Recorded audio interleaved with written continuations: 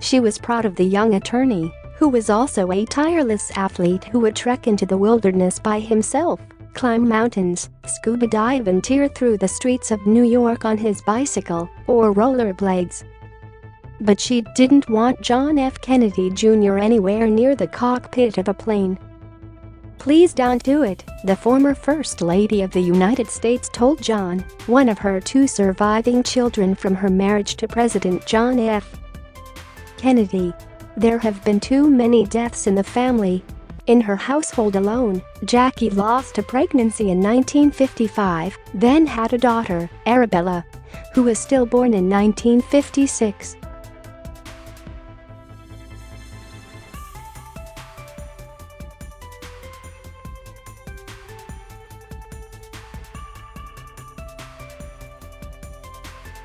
Had been killed on a bombing raid while serving in World War II. A younger sister, Kathleen Kennedy, died in an air crash 4 years later while making what was supposed to be a short jaunt from Paris to the south of France.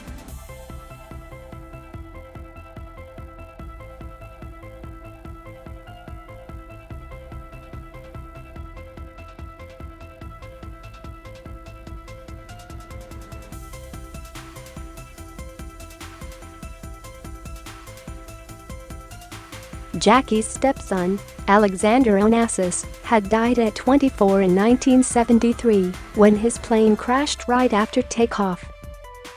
Why tempt the fates, which always seemed to be swirling around the Kennedy family? Why give that legend of a curse any more fodder? So, JFK Jr.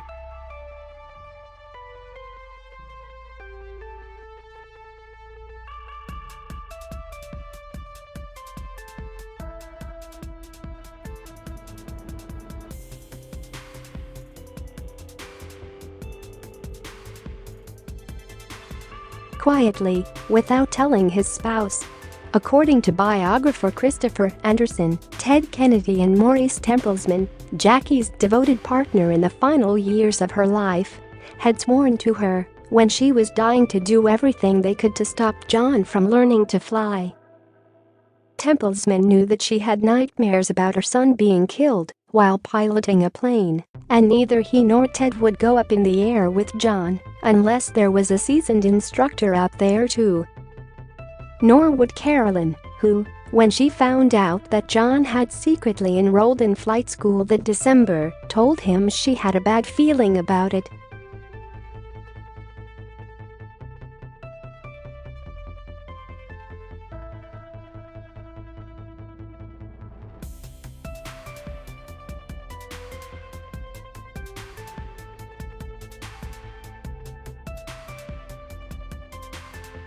The dazzling First Lady turned style icon, architectural preservationist, book editor and ever enigmatic public figure always remained the country's most well-known widow, shrouded in an aura of sadness.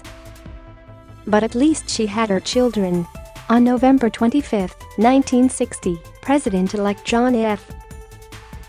Kennedy was in the air, flying back from Palm Beach, Florida, to Washington, D.C.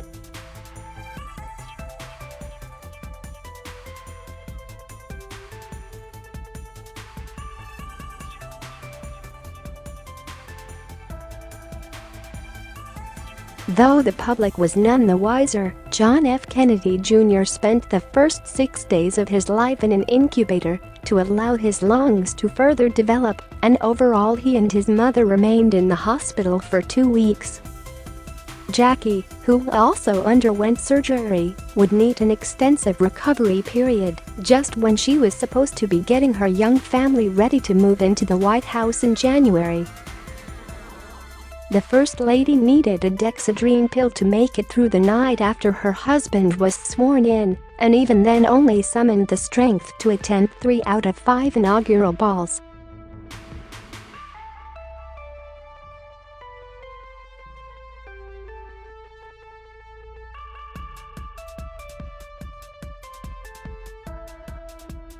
There was little to no frank public talk about pregnancy or parenting concerns, let alone postpartum depression, in those days. As would become a resounding theme throughout her whole life, privacy for the 31-year-old new First Lady was paramount. She later had no qualms about shutting longtime friends out of her circle if they ever breached her trust or otherwise share details from their personal lives with the outside world, and she was determined to keep 3-year-old Carolyn and 3-month-old John out of the public eye as much as possible. She waited until their White House bedrooms were completely furnished and decorated before she brought them up from Palm Beach. "I want my children to be brought up in more personal surroundings," she told her White House Social Secretary Tish Baldridge, per Christopher Anderson's 2014 book The Good Son, JFK Jr.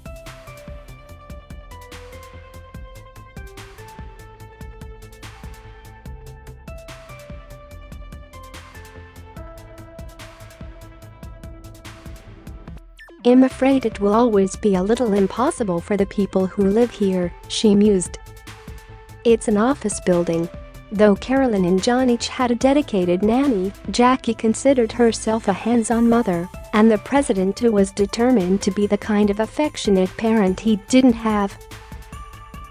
In a marriage plagued by his infidelity and health problems, and overshadowed by Kennedy's destined place in the political firmament, their kids were a common goal, their care something to focus on during the couple's roughest patches.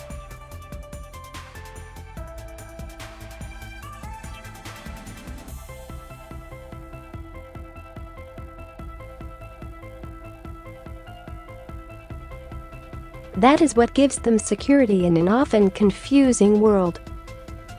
Speaking of security, personal protection was, at the time, an afterthought for Jackie. She had been a prominent politician's wife since marrying JFK in 1953, when the congressman from Massachusetts was newly elected to the U.S. Senate, and she just figured their bodyguards had all situations under control.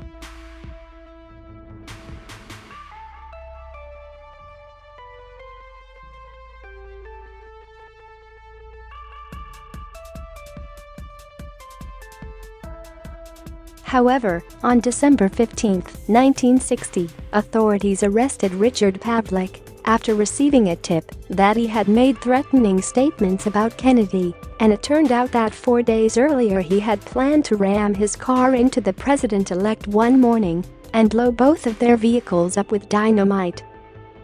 But when he went to the Kennedy compound that morning in Palm Beach, he saw JFK saying tender goodbyes to Jackie and their children, and was too touched to go through with it.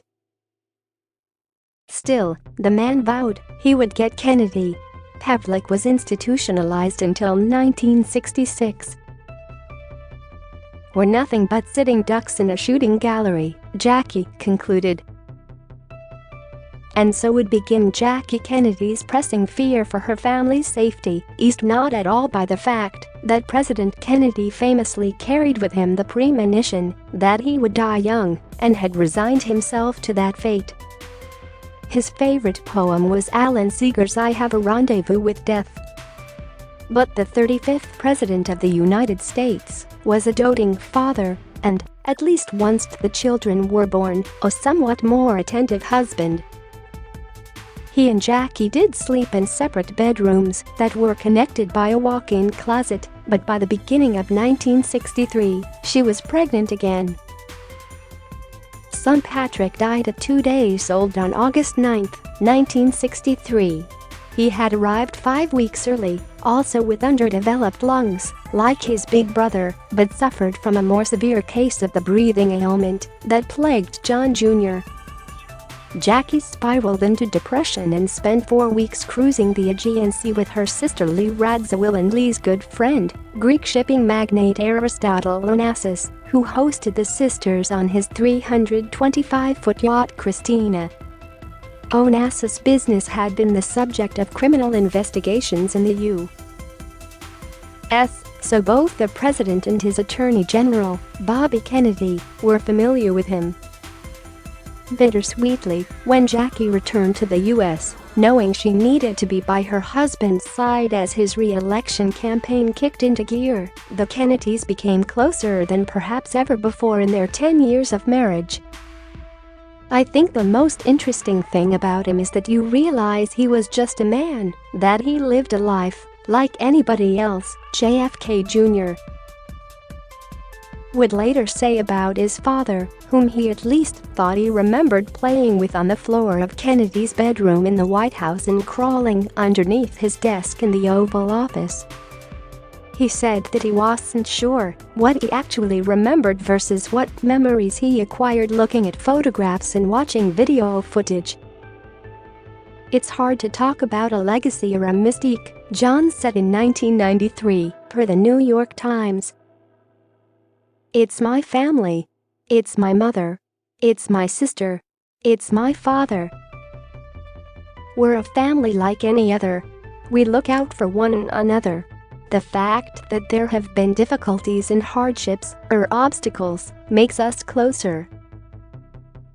They would have less than 3 years altogether in the White House before one of the most piercing images of the Kennedy era became John Jr. saluting his father's casket during the funeral procession for the slain president on November 25, 1963, his son's third birthday. When news of JFK's death in Dallas was first broadcast, no one was quite sure how to tell his children.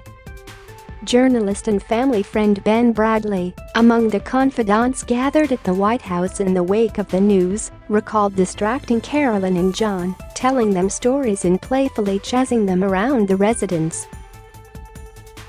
Maud Shaw, their nanny since Carolyn was born, ended up telling their 5-and-a-half-year-old daughter that night, but waited until morning to tell John. "Did Daddy take his big plane with him?" Shaw recalled the little boy asking when she told him his father had gone to heaven to take care of Patrick.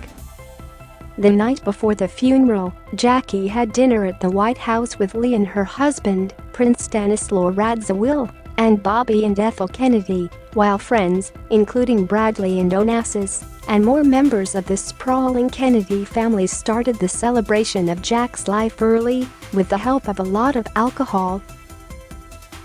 In his book Conversations with Kennedy, Bradley remembered Jackie as seeming completely detached at times, as if she were someone else watching the ceremony of another person's grief.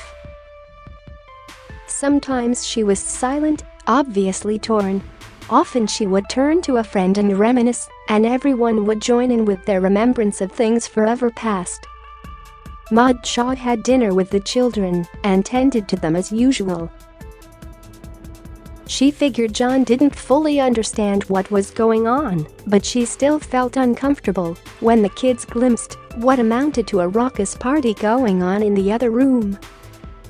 The next day, it was Jackie who told John he could salute as the horse-drawn carriage carrying his father passed by, on its way from the Cathedral of St. Matthew the Apostle to Arlington National ceremony.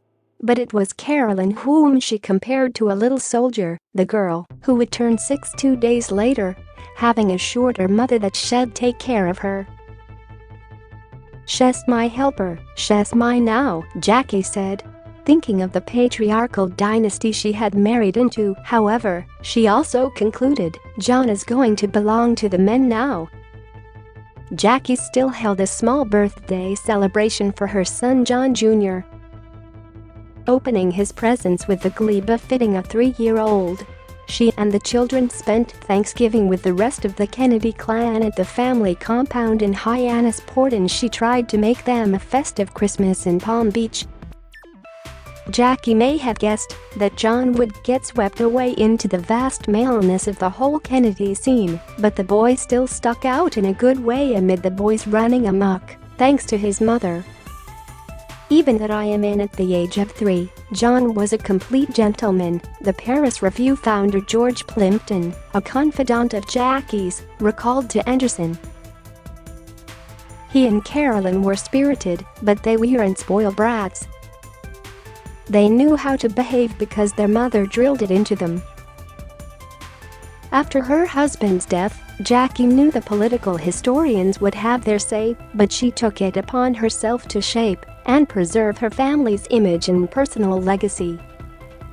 She was responsible for the Camelot mythos, the memory of Kennedy's abbreviated term as president as a glamorous golden era in which hopes were high, some great things were achieved, and even greater things were in the pipeline, all shrouded in the feeling that JFK's death marked the end of something that would never be replicated. All of which was in a way true, though the gauzy view of Camelot obviously masks an endlessly more complicated picture.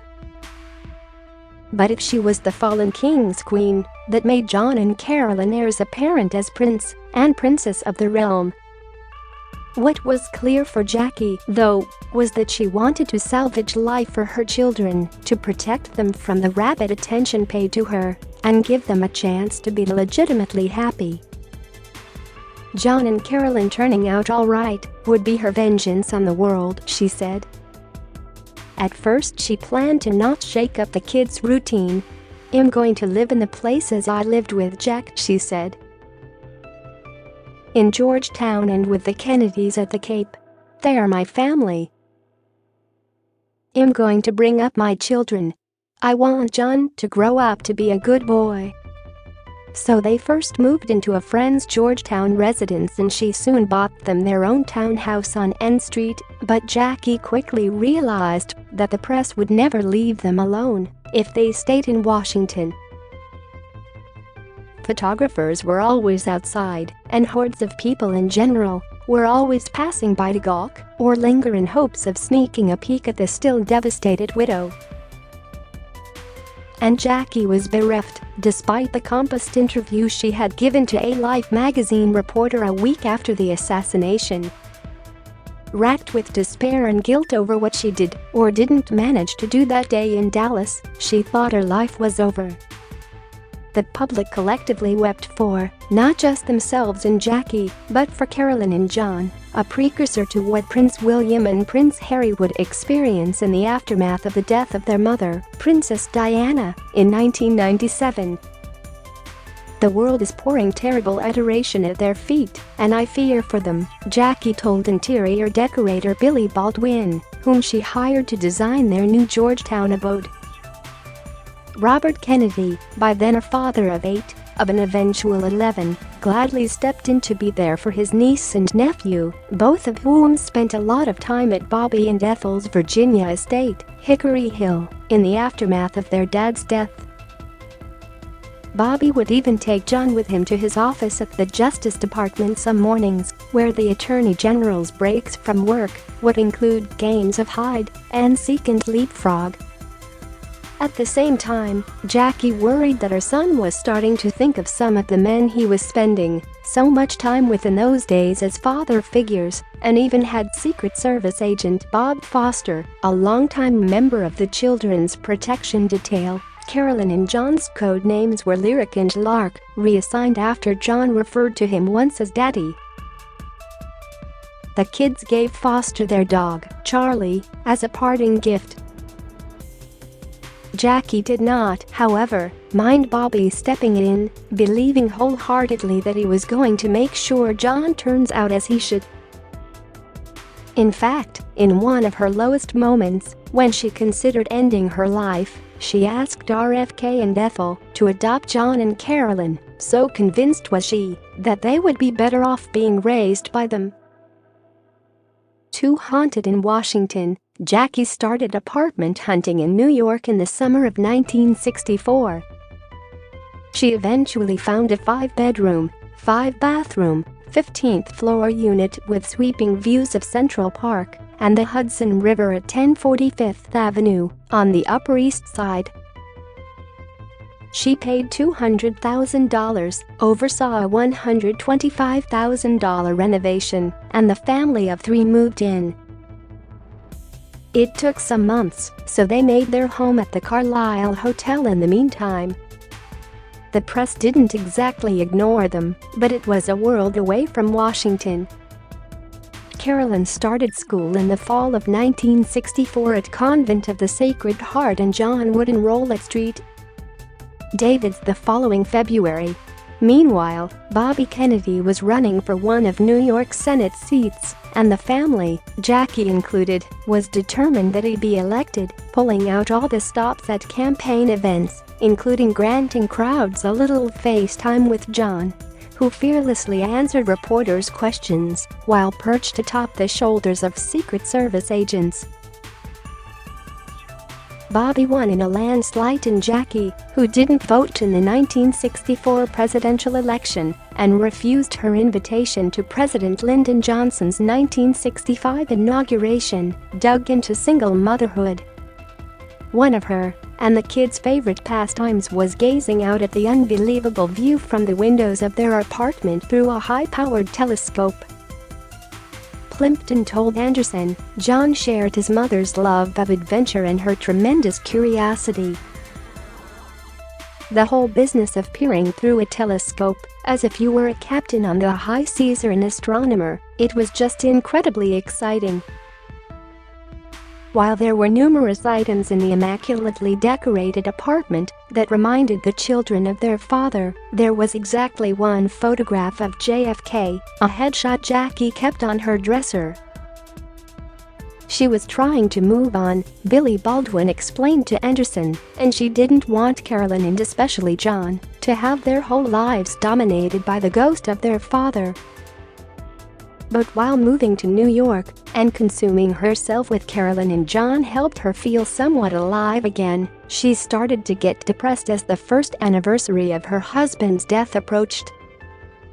She couldn't go anywhere, let alone look at a newspaper or the cover of a magazine, without being reminded of every painful detail.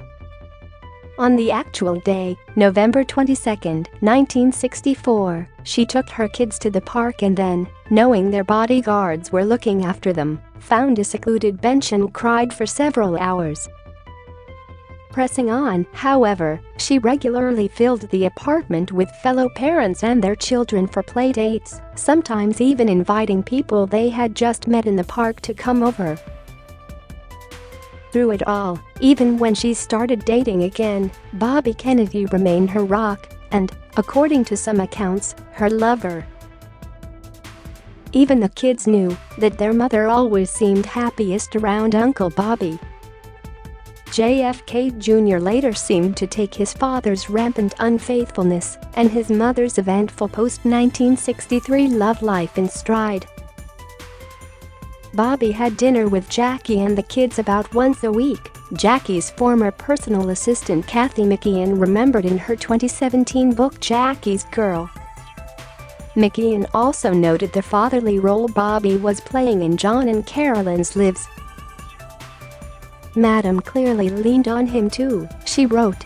During getaways to the Cape, Bobby and Madam were the Kennedys you were most likely to spot swimming farthest out in the ocean, no matter how cold the water was or how strong the tide, McKeon recalled. They were probably the biggest bookworms too. Not going for the salacious, McKeon observed, there was no denying that Madam and her brother-in-law were close. Loss is a terrible love. No matter how much sympathy you have, it's a kind of pain that can only be felt, not imagined. And when it happens in a swift, horrific instant, there is no such thing as healing. Tragedy leaves you with an open wound, not a scar. I never told Madam that I understood these things or how, but I could see plain as day that this awful shared knowledge was what made the president's widow and younger brother care for each other the way they did. During the holiday season in 1964, Jackie took the kids skiing and sledding and packed her calendar with social outings. Just as she pursued the semblance of a normal life, so she tried to fashion one for her kids, starting with directives to the Secret Service to try to blend in so that John and Carolyn didn't feel conspicuous. Nor were the agents to act like her kids' servants, she cautioned, informing them that the children needed to tidy up after themselves, carry their own bags, etc. She even told them to lie low at the beach. "Drowning is my responsibility," she explained, absolving the agency of responsibility for any accidents sustained by the children in the usual and normal play sessions. Yet she was simultaneously terrified for their safety, knowing firsthand what sort of people could be lurking just about anywhere. An agent accompanied mother and son to John's first day of school at St. David's and remained in the hallway outside his classroom, according to Anderson, and it became apparent that the 4-year-old could handle himself when he slugged another kid for calling him John.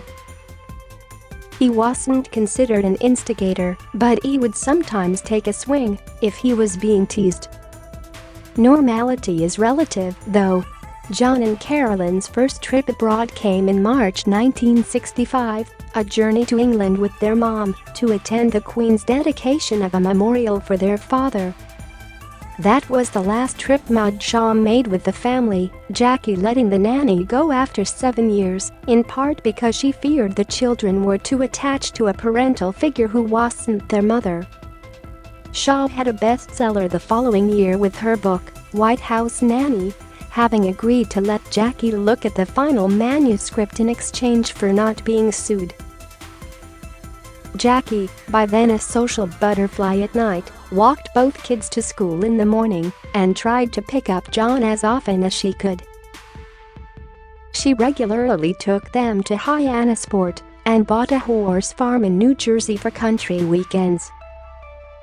Carolyn became an accomplished rider, like her mom, but John, though he was adept enough, was allergic to horses.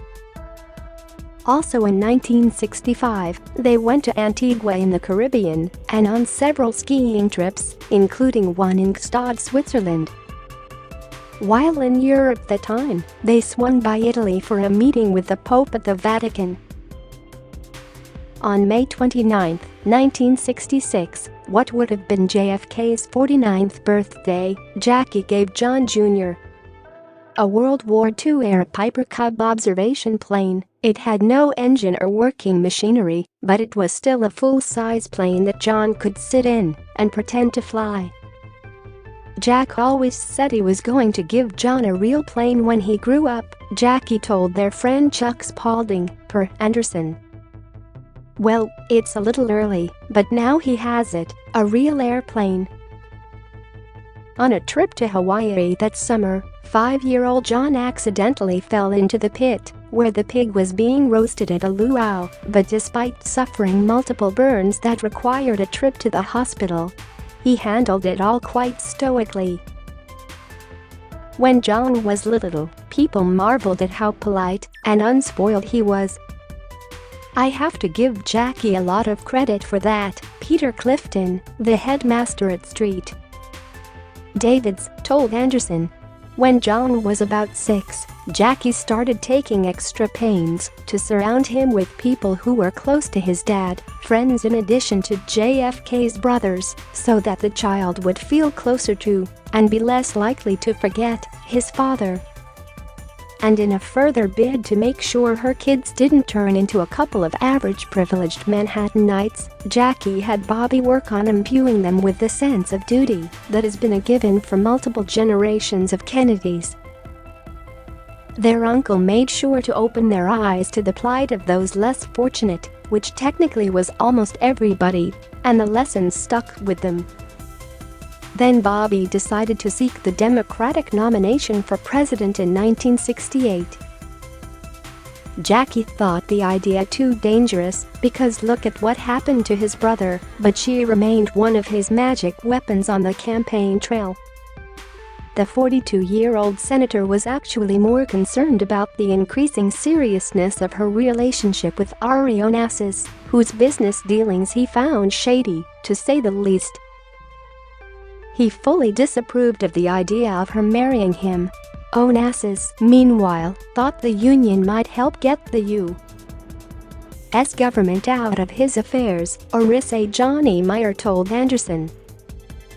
Reservations aside, Jackie still planned to help Bobby win at all costs, determined to help get a Kennedy back in the White House, but she didn't stop seeing Onassis.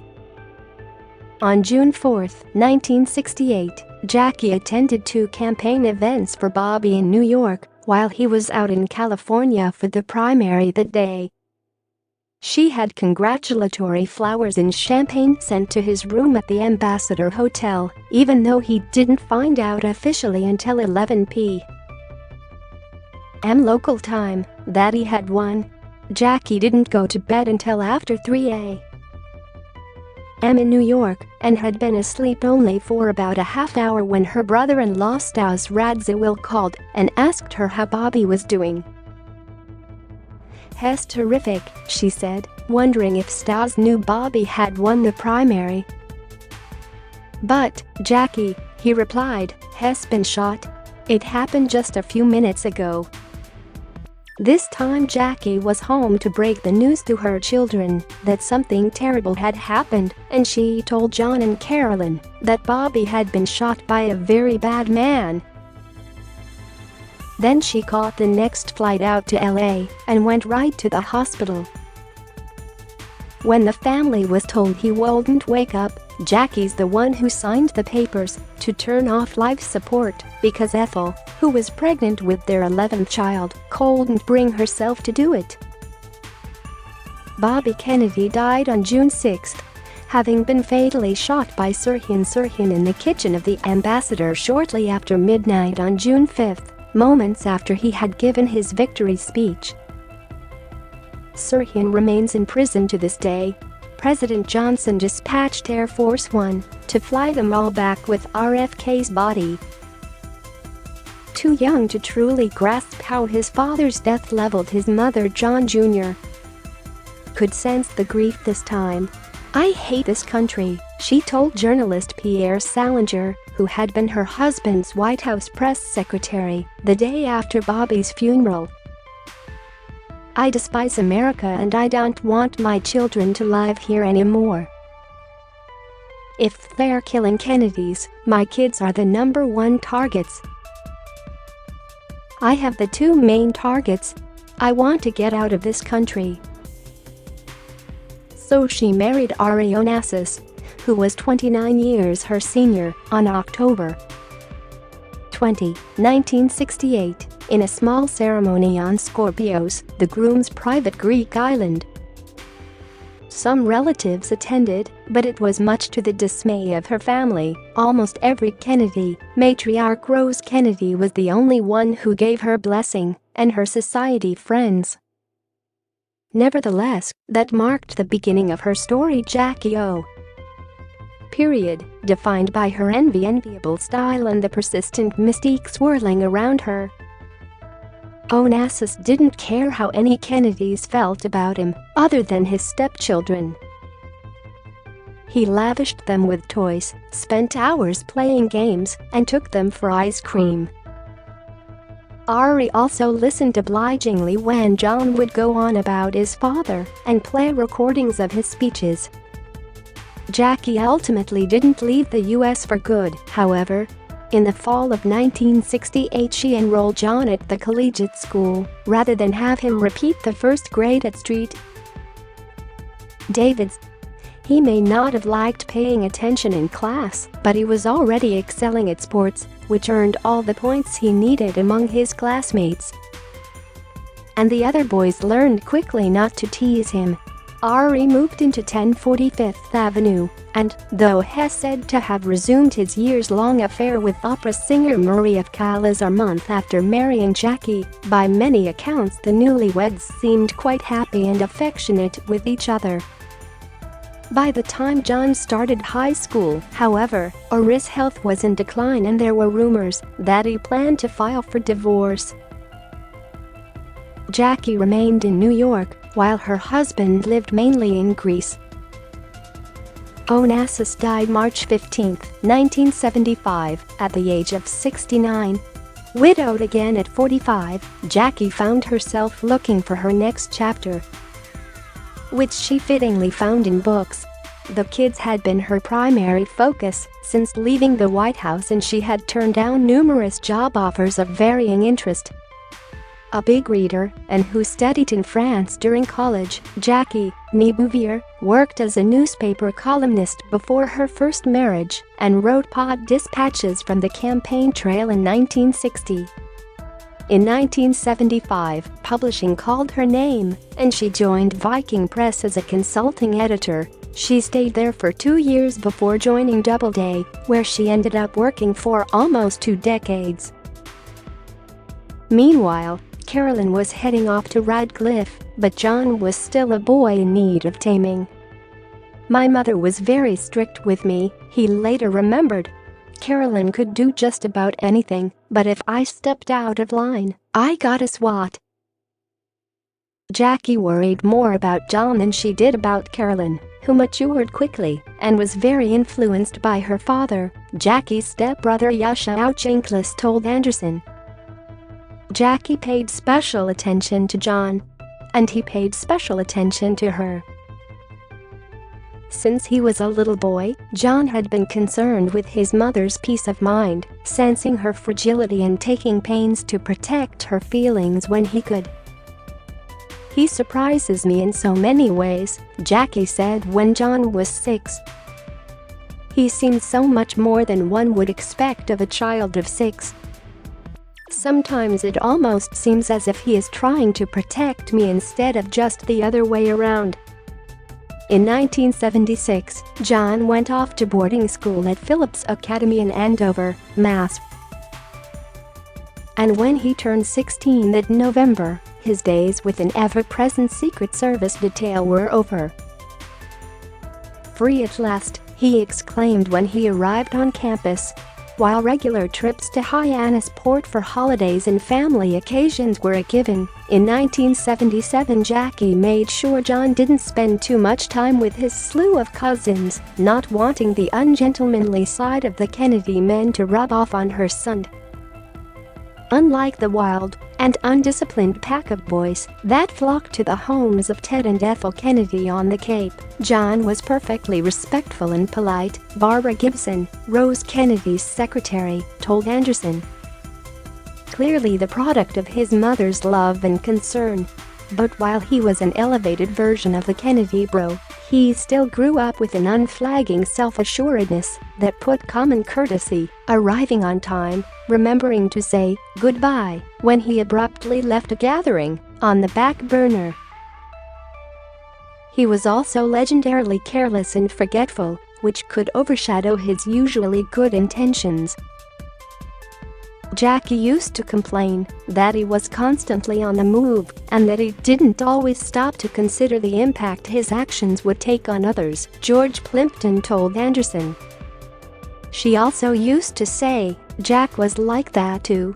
It was Jackie's idea to send John to Outward Bound in Maine, where, at the end of the program, he had to live on an island braving the elements alone for 3 days.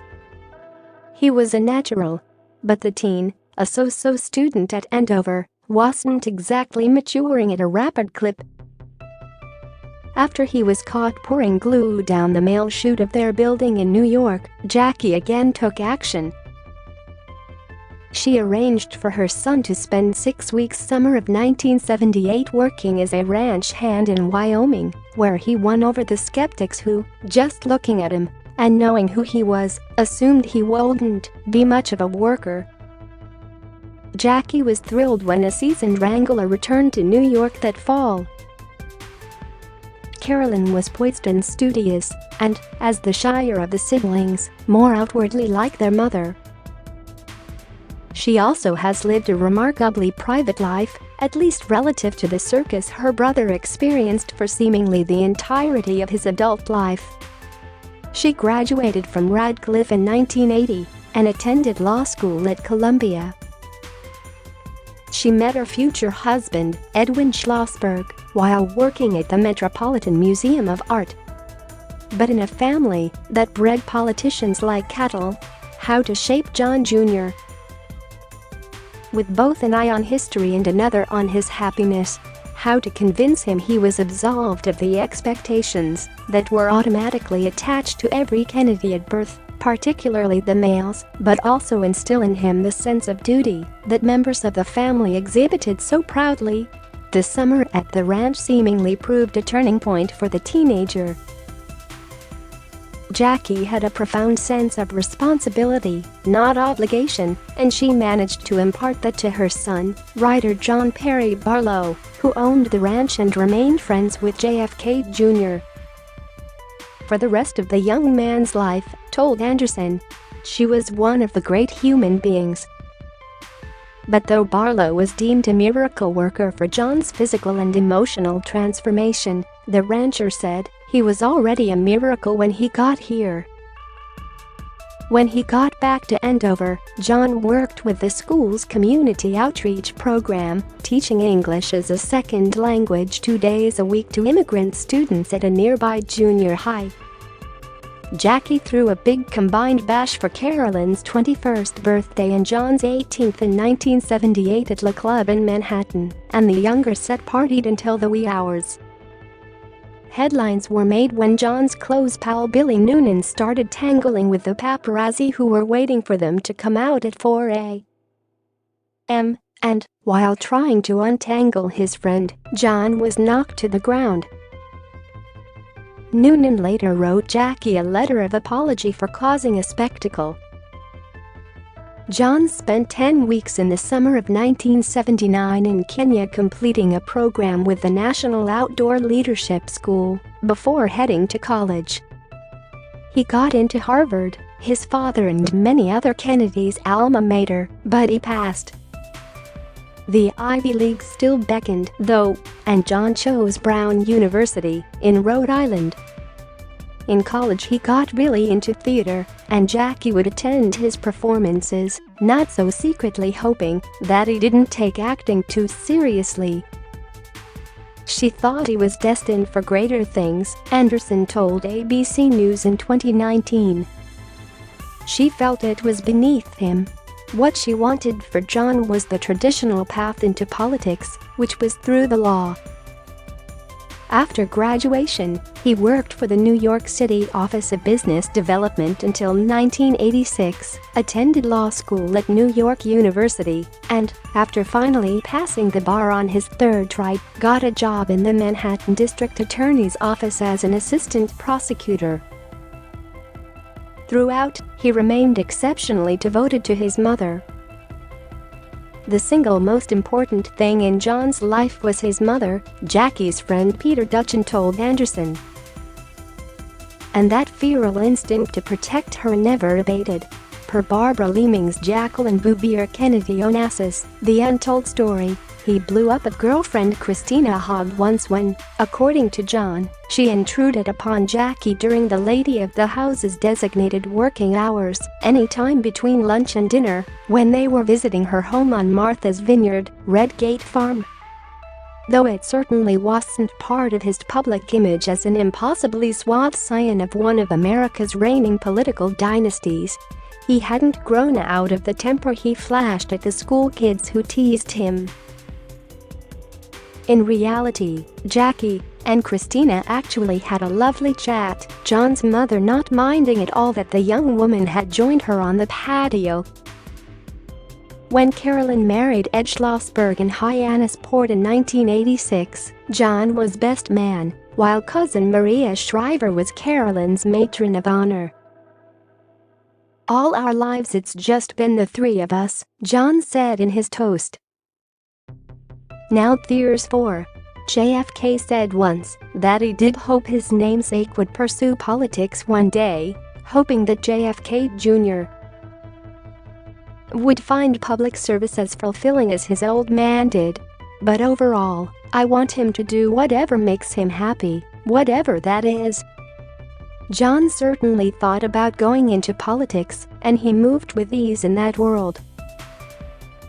When he introduced his Uncle Teddy at the 1988 Democratic National Convention, it seemed to herald the next in a long line of still-chugging Kennedy eras.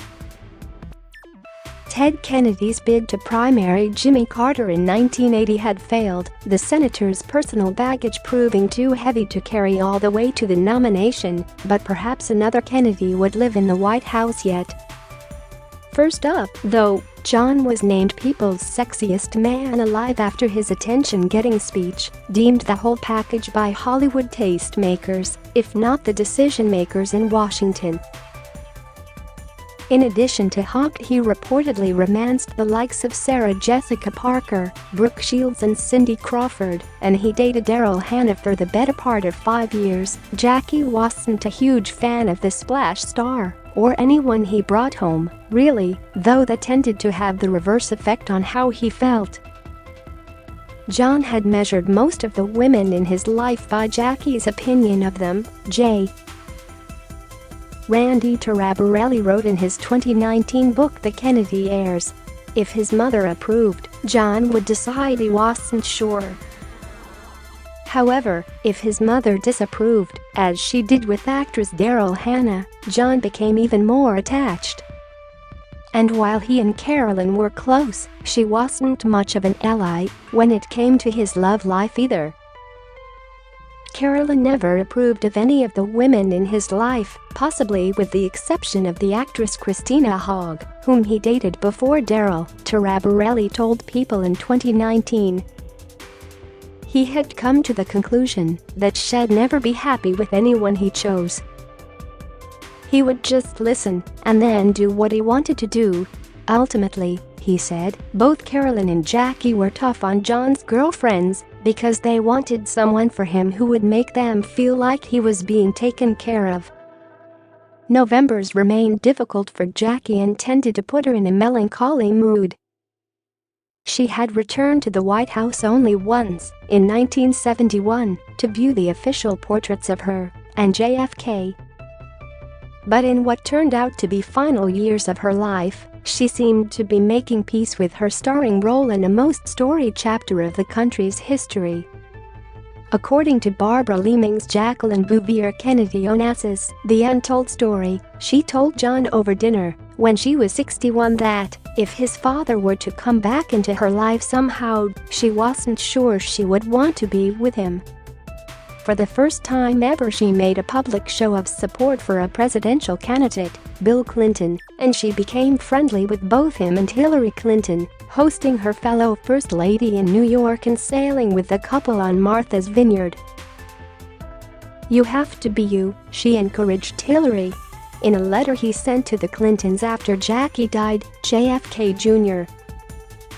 told the first couple that their relationship with his mother had helped her in a profound way. Jackie found out she was sick toward the end of 1993. She had fallen off her horse while riding at her estate in Virginia, and the doctor found a lump near her groin during the examination. They at first thought it was just an inflamed lymph node, but ultimately the 64-year-old was diagnosed with non-Hodgkin's lymphoma and she started chemotherapy in January 1994. She laughed at what she called her hubris, her belief that exercising and otherwise trying to lead a healthy lifestyle, minus her smoking habit, would protect her from fate's whimsy. Carolyn, John and Maurice Templesman, the diamond merchant, was married and never divorced, but was Jackie's devoted companion for 15 years, were at her side, and the apartment was full of family when she died on May 19, 1994, in her own bed at 1045th Avenue, where she had lived for 30 years. "Last night, at around 10:15, my mother passed on," John told reporters who had gathered outside the next morning. "She was surrounded by her friends and family and her books, and the people and things that she loved.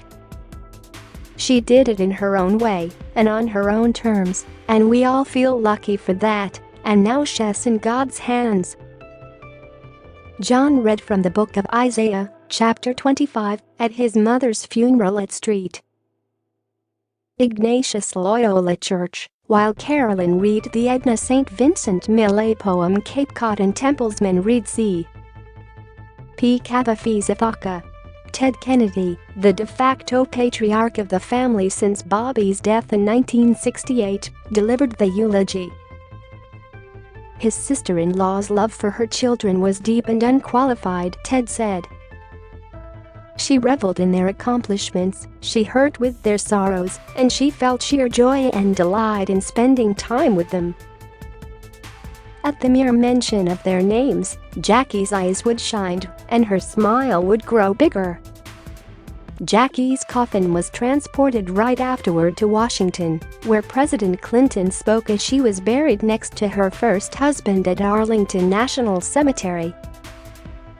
John and Carolyn both kissed the casket before it was interred, and then John lingered in front of the headstones, where his father and infant brother and sister were buried. In the end, she cared most about being a good mother to her children, Clinton said at the gravesite, and the lives of Carolyn and John leave no doubt that she was that, and more. Despite the veil of signature Kennedy stoicism, John was devastated. About a month later, John told a friend he felt his relationship with Hannah had run its course, and he had met someone else he thought was really special. Carolyn Bassett, a PR director for Calvin Klein, resisted his charms at first, not wanting to go gaga just because it was JFK Jr. But they got serious fairly quickly. John always measured the women in his life by the opinions of his mom, Taraborelli told People. After she was gone, John had to make up his own mind. He went full throttle with Carolyn, which shows a lot of growth and maturity on his part. As more of an olive branch than out of deep sisterly feeling, Carolyn was Carolyn's matron of honor when she married John in 1996. About a month before she died, Jackie had written letters to her children, wanting to lay out her thoughts while she still had her wits about her. To John, she wrote, "Per Anderson, I understand the pressures you'll forever have to endure as a Kennedy, even though we brought you into this world as an innocent. You, especially, have a place in history. No matter what course in life you choose, all I can ask is that you and Carolyn continue to make me, the Kennedy family, and yourself proud. Stay loyal to those who love you, especially Maurice. He's a decent man with an abundance of common sense. You will do well to seek his advice." Maurice was also the one who knew how terrified Jackie was of her son learning how to fly a plane, and he and Ted were tasked with discouraging him. But Jackie hadn't raised John to do anything other than press on and follow his passions. In an interview with Barbara Walters a couple months after Jackie died, John said that his mother always encouraged both Carolyn and I to make our own way, to not subordinate our own lives to the expectations of what we should do with our lives. And his greatest fear would be to be faint of heart and not feel that I missed an opportunity or could have taken a path less traveled that would had ended into something completely wonderful and unexpected. Flying meant more to him than anything, Anderson told ABC News. It meant freedom. Here you have one of the most pursued, hunted men in the world. And ironically, the only place he felt he could be truly free was in the air. John and Carolyn's funeral took place on July 24, 1999, at the Church of St. Thomas More, where Jackie regularly took her kids when they were growing up.